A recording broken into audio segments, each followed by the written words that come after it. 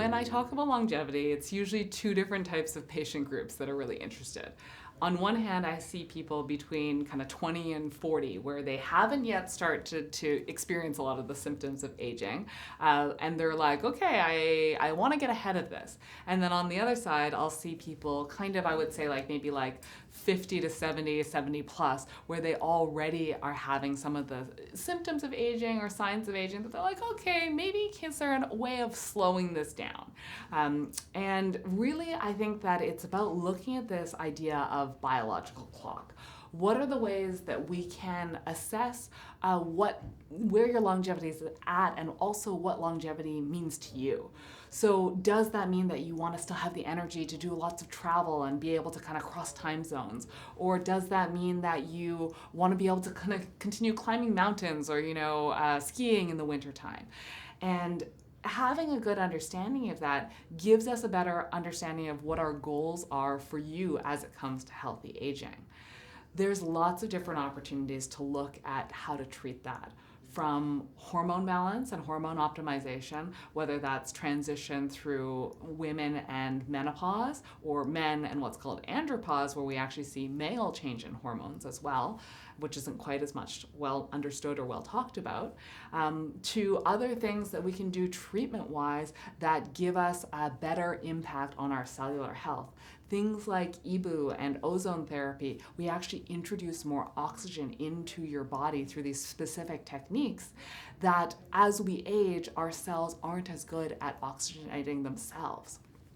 Or is it looking at something like toxicity testing and heavy metal burden? As we age, we accumulate a lot of these different types of toxins. And if we understand what your own personal toxic body burden or toxic load is, we have a better understanding of how to promote detox through sauna therapy, through sweating or exercise, or particular supplements and IVs that can get certain pieces of toxicity that's built up in your body out of your body so it doesn't have long-term negative health impacts.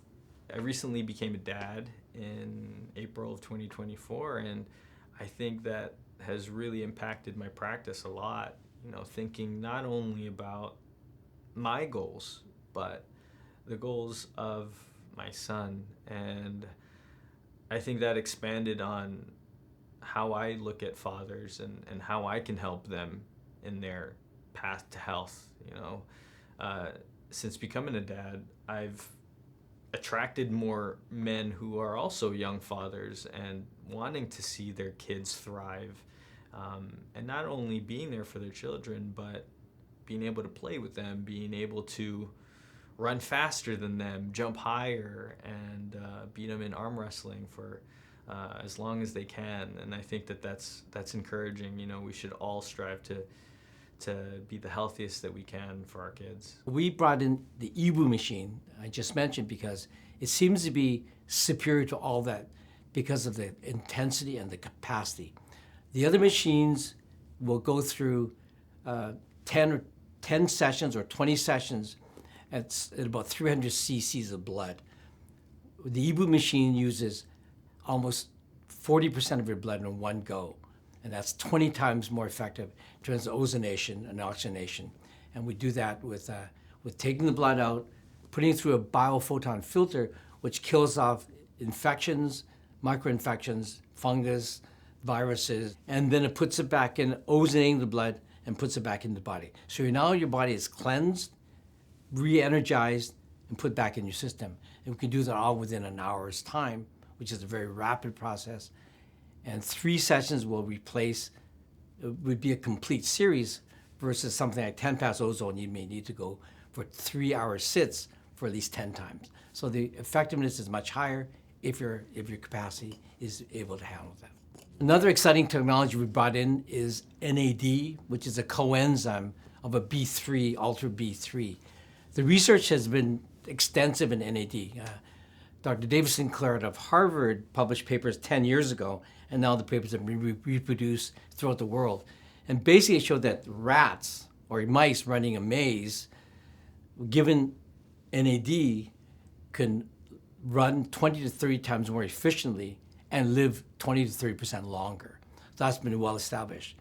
Now, the key thing with that is does that apply to humans? And it seems to apply well to humans as well. So it's being used for not just pain, inflammation, autoimmune function, again, back to mitochondrial resuscitation, but it's also, athletes have loved it because of its effect on the musculoskeletal system. It really helps strengthen the body, helps strengthen the muscle system, and helps endurance and also performance. So a lot of crazy athletes will be injecting NAD and using NAD to really help their body's function and performance.